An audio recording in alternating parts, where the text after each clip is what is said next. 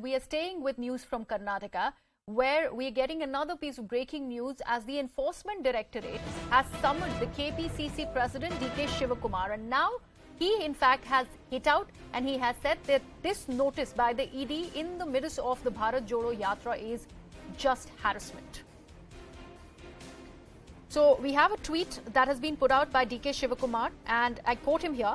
He said that in the midst of the BharatJodoYatra and assembly session, they have again issued me an ED summon to appear. I'm ready to cooperate, but the timing of this summon and the harassment I am put through is coming in the way of discharging my constitutional and political duties. My colleague Pallavi has more details on this. Pallavi, just take us through why the ED summons and all that is coming out of the Congress table.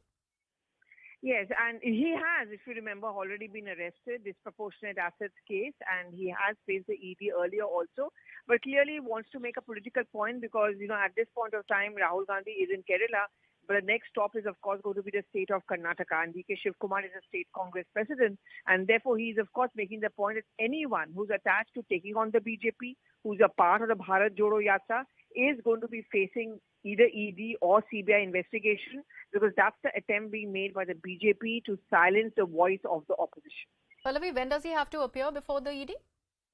Well, he has got a summon, and what his office is telling us is that he's expected to be there next week.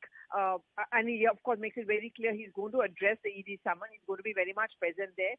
Look, politically speaking, many of the opposition political parties do want to go for the ED or the CBI summons because they'll always make that as a political point, cutting across party lines, whether it's the Aam Aadmi Party, the TMC, or the Congress Party, of course.